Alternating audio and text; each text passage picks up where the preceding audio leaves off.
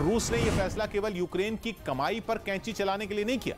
मतलब यूक्रेन के रास्ते यूरोप तक गैस की सप्लाई रोकना भी पुतिन की एक सोची समझी चाल साबित हुई, क्योंकि जंग से कुछ महीने पहले सप्लाई का एक रूट बंद होने से यूरोप के पास गैस की सप्लाई भी सीमित हो गई। मतलब यह कि यूरोप के पास गैस का स्टॉक भी भरा नहीं जा सका। यूरोप में नेचुरल गैस के स्टॉक का इस्तेमाल सबसे ज्यादा सर्दियों में होता है। वहां सर्दियों में गैस की जरूरत कई गुना बढ़ जाती है। नतीजा यह हुआ कि फरवरी के महीने तक यूरोप को गैस का स्टॉक जमा करने का मौका नहीं मिला, जबकि पहले से जमा स्टॉक सर्दियों के मौसम में खर्च हो गया। इसीलिए बिना गैस के यूरोप के सामने कुछ हफ्ते भी काम चलाना मुमकिन नहीं बचा। मतलब यह कि पुतिन जानते थे कि फरवरी खत्म होने से पहले जब जंग छिड़ेगी तब तक यूरोप के पास गैस का स्टॉक खाली हो चुका होगा।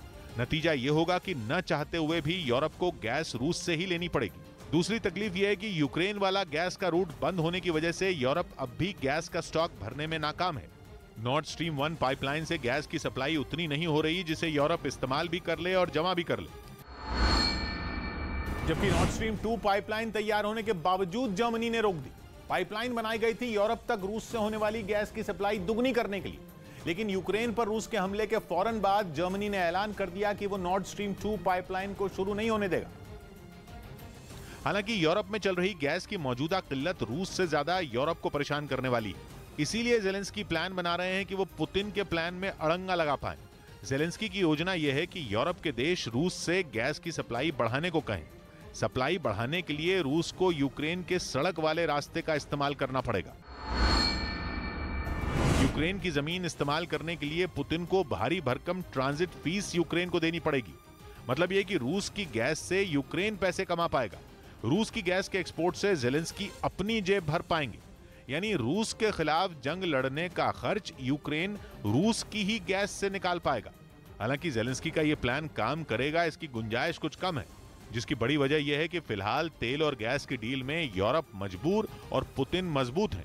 यानी मोल भाव करने की यूरोप की ताकत नहीं है। अगर यूरोप की शर्त को पुतिन न भी माने तो यूरोप गैस की सप्लाई रोकने का जोखिम नहीं उठा सकता।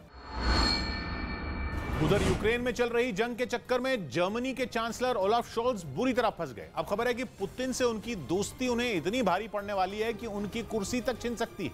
खबर है कि जर्मनी में विपक्ष ने उनके खिलाफ मोर्चा खोल दिया और यहां तक कि उनके अपने गठबंधन की पार्टियां भी उनका साथ नहीं दे रही। वैसे तो जंग छिड़ने की शुरुआत से ही जर्मनी की नीति और नीयत पर सवाल उठते रहे, लेकिन अब जब यूक्रेन को हथियार देने से जर्मनी ने इनकार किया तो चांसलर ओलाफ शोल्ज चौतरफा घिर गए। एक तरफ जेलेंस्की ने जर्मनी के खिलाफ मोर्चा खोल दिया, दूसरी तरफ नेटो देशों में भी जर्मनी के खिलाफ आवाज उठने लगी। ऊपर से वो जर्मनी में ही बुरी तरह घिर गए। जेलेंस्की ने इस बार सोशल मीडिया पर एक बड़ा कैंपेन चलाया है।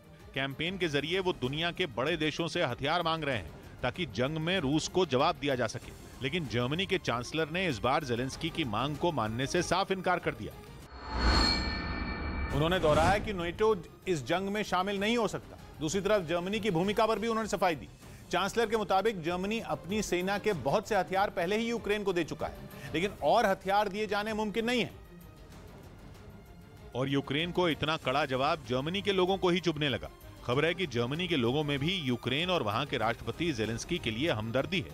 इसी हमदर्दी को वहां की राजनीतिक पार्टियां भी समझ रही हैं। वहां की विपक्षी पार्टियों ने संसद में एक प्रस्ताव लाने का फैसला किया है। ये प्रस्ताव यूक्रेन को हथियारों की सप्लाई करने के लिए है। खबर है कि चांसलर ओलाफ शोल्ज के समर्थक भी इस प्रस्ताव के पक्ष में वोट दे सकते हैं। अगर विपक्ष ये प्रस्ताव पास कराने में कामयाब हो गया तो सियासी भूचाल आ जाएगा। चांसलर पर इस्तीफा देने का दबाव बढ़ेगा और उन्हें अविश्वास प्रस्ताव का सामना करना पड़ जाएगा। जिसकी बड़ी वजह यह है कि जंग छिड़ने के बाद से ही जर्मनी के चांसलर अपने देश में लगातार विरोध झेल रहे हैं। मतलब यह कि विवाद केवल उनके ताजा बयान पर खड़ा नहीं हुआ, बल्कि ताजा विवाद तो पहले से बिगड़ रहे हालात को अंजाम तक पहुंचाने वाला बन गया। क्योंकि जंग छिड़ने से ठीक पहले भी चांसलर ओलाफ शोल्ज ने कीव और मॉस्को का दौरा किया था, लेकिन बीच बचाव की कोशिश के बाद भी वो जंग को टालने में नाकाम रहे। नॉर्थ स्ट्रीम 2 पर रोक लगाकर उन्होंने पुतिन पर दबाव बनाने की कोशिश तो की, लेकिन पुतिन के इरादे बदल नहीं पाए। जंग छिड़ने के बाद भी जर्मनी अपनी जरूरत की 55% नेचुरल गैस रूस से मंगवा रहा है। ऊपर से जेलेंस्की ने आरोप लगा दिया कि रूस की गैस लेने वाले देश ही इस जंग को फाइनेंस कर रहे हैं। इसके बाद नेटो के यूक्रेन से किनारा करने के लिए भी जर्मनी और फ्रांस को दोषी माना जाने लगा। इस बीच जेलेंस्की बार बार जर्मनी पर हमले बोलते रहे, जिसकी वजह से चांसलर ओलाफ शोल्स के खिलाफ माहौल बनता चला गया। वहीं व्लादिमीर पुतिन ने प्रतिबंधों पर पलटवार के लिए 1 जून की डेडलाइन तय कर दी। इस बार पुतिन ने सख्त संदेश देने की चेतावनी दी और यह सख्ती होगी पश्चिमी देशों पर। इसके लिए पुतिन ने अपने मंत्रियों के साथ एक ऑनलाइन बैठक की। इस दौरान उन्होंने पश्चिमी देशों को निशाने पर लिया। उन्होंने आरोप लगाया कि अमेरिका और दूसरे पश्चिमी देशों ने रूस पर बैन लगाकर विश्व व्यापार संगठन के नियमों को तोड़ा। अब पुतिन ने अपने मंत्रियों को आगे की रणनीति बनाने के निर्देश दिए ताकि अमेरिका और दूसरे देशों पर पलटवार किया जा सके। पुतिन की इसी बैठक में रूस के मेटल सेक्टर को संकट से उबारने पर भी चर्चा की गई, क्योंकि पुतिन भी मानते हैं कि पश्चिमी देशों के लगाए प्रतिबंधों से रूस की अर्थव्यवस्था पर बड़ा असर पड़ा। इतना ही नहीं, उन्हें जंग से और झटके लगने का डर सता गया।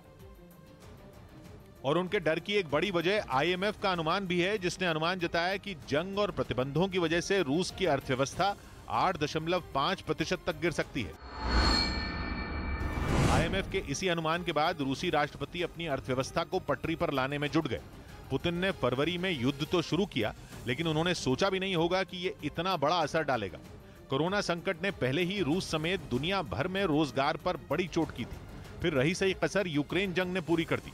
यानी पिछले 2.5 साल में दुनिया का आर्थिक ढांचा बुरी तरह बिगड़ चुका है। इसी जंग की वजह से रूस के स्टील सेक्टर पर भी बड़ा असर पड़ा है। ऐसे में पुतिन अपने कारोबारियों को राहत देने के लिए नए प्लान बनाने में जुट चुके हैं।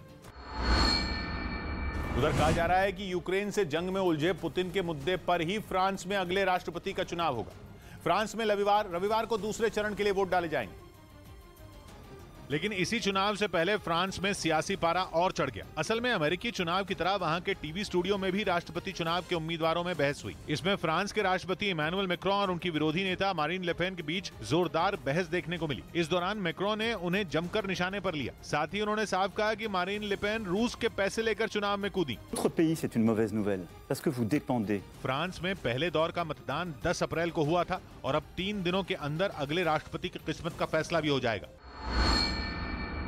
यानी बाजी मैक्रों के हाथ लगेगी या फिर मारीन के, ये जल्द ही पता चल जाएगा। मारीन 53 साल की है, उन्हें पुतिन का दोस्त बताया जाता है और इसी वजह से मैक्रों ने उन्हें हर बार निशाना बनाया। मैक्रों ने इस पैसे का जो मुद्दा उठाया वो 7 साल पुराना है। कहा जाता है कि मारीन की पार्टी को 2014-15 में रूस के बैंकों से 9 करोड़ का लोन मिला था। इसी पर मैक्रों की दलील है कि अगर मारीन सत्ता में आई तो वो हमेशा रूस के आगे झुकी रहेंगी, यानी पुतिन के इशारों पर नाचेंगी। लेकिन इन हमलों पर मारीन ने फिर वही सफाई दी। उन्होंने साफ किया कि सरकार के दबाव की वजह से उनकी पार्टी को फ्रांस के बैंकों ने लोन नहीं दिया। पर इस सफाई के बावजूद 7 साल पुराना ये मामला रह रहकर मारीन के लिए गले की हड्डी बन जाता है, क्योंकि आरोप है कि पुतिन से दोस्ती की वजह से लोन चुकाने में मारीन को मोहलत मिलती रही। एक तरह से रूस इस लोन को आगे बढ़ाता रहा। यानी मैक्रों के कहने का मतलब है कि रूस ने लोन के बहाने ये पैसे मारीन को दे दिए। लेकिन सवाल ये उठा कि मारीन पर आखिर पुतिन इतनी मेहरबानी क्यों कर रहे हैं। इसकी वजह है नेटो, जिसे मारीन अपना सबसे बड़ा दुश्मन मानती है। मारीन ने चुनाव के प्रचार के दौरान कई बार कहा कि वो राष्ट्रपति बनते ही फ्रांस को नेटो से अलग कर देंगे। अब अगर मारीन सत्ता में आ गई तो यूरोप में पुतिन का सबसे बड़ा रास्ता आसान हो सकता है, क्योंकि पुतिन भी नेटो के विरोध में है। वैसे भी कहावत है कि दुश्मन का दुश्मन दोस्त होता है। ऐसे में कहा जाता है कि पुतिन फ्रांस में मारीन को सहारा देकर यूरोप में अपने राजनीतिक समीकरण साधना चाहते हैं। यानी यूक्रेन से जंग में उलझे पुतिन एक झटके में अपना सबसे बड़ा कांटा निकाल देंगे।